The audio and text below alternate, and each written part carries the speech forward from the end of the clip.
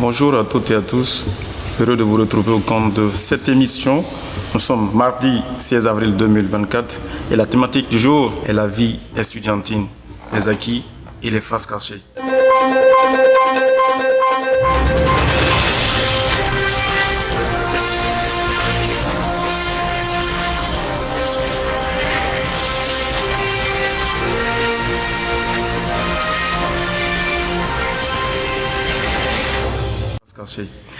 Mesdames et messieurs, nous avons comme invité une grande personnalité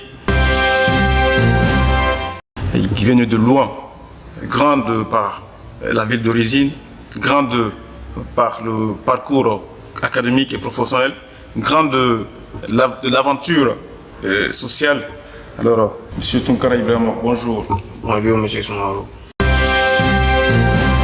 Il est étudiant au programme de licence niveau L4. Département traitement métallurgie à l'Institut supérieur des mines et géologie de Boké. Mesdames et messieurs, nous parlons de la vie estudiantine. La période de l'étudiant est très riche, d'ailleurs, en expérience et en défis, et sans pourtant oublier les opportunités qu'elle offre bien sûr, en expérience, en croissance et en apprentissage. Monsieur Tunkara, parlez-nous en gros de la vie estudiantine. Voilà, merci beaucoup, Monsieur Soumaro, pour cette invitation. C'est plus qu'un plaisir pour moi de venir sur ce plateau et parler de cette vie estudiantine qui a beaucoup de répercussions sur nous en tant qu'étudiants. Il faut vraiment savoir que la vie estudiantine, c'est cette vie qu'on acquiert ici après juste le baccalauréat. Et quand on finit le baccalauréat, on rentre à la fac et on devient étudiant. Et quand on est étudiant, on est majeur. Alors la vie estudiantine, c'est une phase vraiment importante parce que ça nous permet de passer d'une vie à une autre.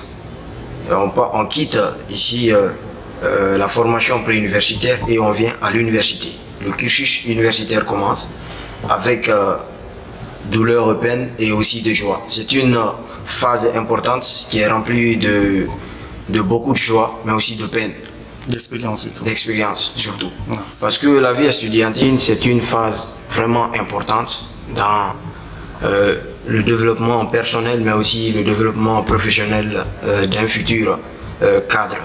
Donc c'est un peu la définition que je peux dire de la vie estudiantine. Merci, merci. Ça suffit largement. Et je sais que de cette vie estudiantine, les enfants, ou on va considérer comme des majeurs, quittent leurs parents après avoir obtenu le bac pour se rendre dans une université où ils vont désormais suivre des cours.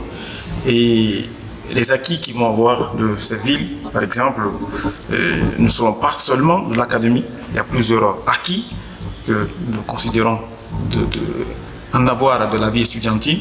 Selon vous, quels sont les acquis que conserve la vie estudiantine? Alors, pour cette vie estudiantine, il y a plusieurs acquis. Il faudrait d'abord commencer par l'autonomisation. Quand on est à l'université, on est seul et on est avec sa propre conscience. On est libre de faire ce qu'on veut et si surtout il ne faudrait pas déborder. Donc l'autonomisation, il y a aussi le développement personnel. La vie estudiantine, c'est une phase vraiment importante, comme je le disais tantôt. Voilà, ça nous permet aussi de se développer personnellement parce qu'il y a des gens qui sont introvertis, il y a certains qui sont extravertis et d'autres se retrouvent dans l'ambivertisme, vous savez. Donc, quand vous êtes introverti et que vous partez à l'université, à force de rencontrer plusieurs catégories de personnes à l'université, ça vous permet de vous développer aussi, de sortir de votre zone de confort, mais aussi d'élargir votre horizon. Il y a aussi la sociabilité. Quelqu'un de très introverti, quand ils se retrouvent à l'université, ils sont confrontés à plusieurs facettes de la vie. Ils doivent vraiment sortir de leur zone de confort pour pouvoir se montrer. S'ils ont des capacités, ils ne pourront pas cacher ces capacités chaque fois. Il faudrait qu'ils sortent vraiment de leur zone de confort et aussi assister à des réunions et former des groupes pour pouvoir évoluer. Il y a aussi l'apprentissage académique qui est vraiment important parce que c'est là on apprend le métier qu'on doit faire dans le futur.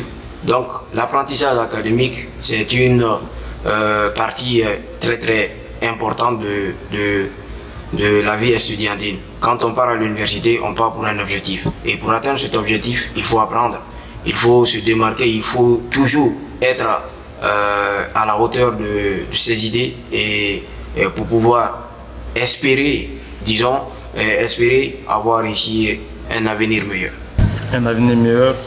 Ensuite, en parlant de ces acquis de la vie estudiantine, je crois, de part à se passer bien sûr des faces cassées, parce que derrière les sacs belles choses, il y a toujours des défis qui ont été endurés avant de parvenir à ce talent.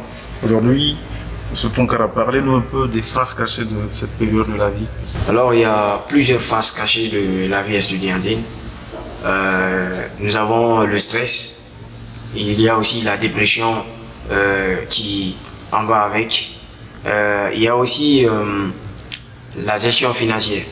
Un étudiant doit savoir vraiment gérer son portefeuille parce que quand on a le ventre vide, on ne peut pas résister et à plus forte raison suivre les cours. Et voilà, ce sont des problèmes qui en tout cas empêchent beaucoup d'étudiants de se démarquer comme il le faut. Parce que quand vous êtes confronté avec des codes 001 et vous n'avez pas le 111. La partie que j'attendais, c'est voilà, les codes de l'étudiant guinéen. Voilà, c'est pas... Mais expliquez-nous un peu, c'est quoi ces codes? Souvent, je ne comprends pas. Voilà, le code 111, c'est un code qui ne colle pas ici à tous les étudiants parce que le 111, ça veut dire un étudiant qui mange toute la journée. Et le matin, il fait le petit déjeuner et pendant la journée aussi, il prend un peu de poids et aussi la nuit, il termine aussi avec quelque chose dans le ventre. Pourtant, le 101, c'est un étudiant qui mange le matin et il n'a rien à manger pendant la journée et il conclut la journée avec un tout petit peu de choses dans le ventre. Alors, c'est le code le plus difficile d'ailleurs parce que quand vous êtes à l'université et que vous avez des cours 24 heures sur 24, disons comme ça, parce que quand vous finissez les cours à 14h ou à 18h, il vous faut réviser encore. Exactement. Voilà. Et pendant la journée, si vous n'avez rien dans le ventre, ça devient deux problèmes. Vous devez réviser la nuit pour préparer l'évaluation ou pour ne pas oublier ce que vous avez, les choses que vous avez apprises en classe. Et il y a aussi la journée où vous devez bien suivre les cours pour ne pas être en retard par rapport aux autres. Donc, il y a la gestion financière, comme je le disais, il y a aussi la personnalité. Quand on est à l'université, c'est une phase, si on ne se met pas dans le bon sens, on peut facilement perdre ici le filon de notre vie. On peut perdre beaucoup de choses quand on n'est pas trop concentré. Mais pour se concentrer, il faudrait qu'on soit dans les bonnes conditions. Et être dans les bonnes conditions, il faut avoir ici la liberté financière. C'est-à-dire, il faut être soutenu. Quand on n'est pas bien soutenu, ça devient un problème très très... un grand problème pour l'étudiant. Exactement. Et surtout, dites-moi, quel était votre code alors? Parce que vous parlez des codes ici, parce que vous êtes en DL4 aujourd'hui. On considère que vous êtes des enfants de cycle universitaire. Et voilà, dans le parcours, en L1, L2, L3 jusqu'en L4, quel était votre code préféré? Vous ne pouvez pas me dire que c'était le 111. Ouais, bon, j'avais pas de code préféré, mais le code avec lequel j'ai beaucoup je me suis beaucoup plus habitué, c'est le 101. 101. Voilà. Mais ces derniers temps, j'ai abandonné le 101 pour le 011. C'est-à-dire ne rien manger le matin et profiter pendant la journée et la nuit. Voilà. Mesdames et messieurs, nous sommes dans l'émission, ce sont les faces cassées de la vie estudiantine. Et je viens de recevoir les codes de M. Tunkara. Donc, avant, il était dans le 111, mais actuellement, il se retrouve dans le 011. Alors, c'est pas facile. Et M. Tunkara ne peut pas parler un petit peu de l'équilibre de la vie personnelle et la vie étudiante. Vous savez, quand vous êtes à l'université, puis ensuite que vous avez le titre d'abord étudiant, mais vous avez votre vie personnelle quand même à mener. Alors, est-ce que vous pouvez nous parler un peu de cet équilibre entre la vie personnelle et la vie étudiante? Est-ce que entre les deux, s'il n'y a pas d'équilibre, ça peut aller ou ça peut pas aller? Voilà. Je pense qu'il doit y avoir un très bon équilibre entre la vie personnelle et la vie d'étudiant. Parce que quand on est trop focalisé sur la vie personnelle, on perd ses moyens et on perd de vue l'objectif. C'est-à-dire l'objectif pour lequel on est venu à l'université. Mais quand on se concentre trop aussi sur la vie d'étudiant et qu'on ne fait pas ici des activités extrascolaires, ça devient un tout petit peu compliqué pour nous parce que il y a le manque de sous qui va s'imposer à nous et quand on n'est pas vraiment doté de quelque chose pour pouvoir se payer même un stylo, ça devient très très difficile. Alors je pense qu'il doit y avoir un bon équilibre entre la vie personnelle et la vie d'étudiant. Bien, nous continuons toujours, Tunkara, et à la dernière partie, vu tous ces problèmes que vous venez de citer, qui confrontent bien sûr l'étudiant dans son cursus universitaire, alors, quelles sont les valeurs pour vous? Parce que vous êtes dans L4, vous avez dû faire des leçons de vie, des leçons à l'université. Alors, quelles sont les valeurs que vous préconisez aux étudiants qui doivent incarner pour la réussite de la vie estudiantine? C'est une très bonne question. D'ailleurs, je m'attendais déjà à ça de votre part.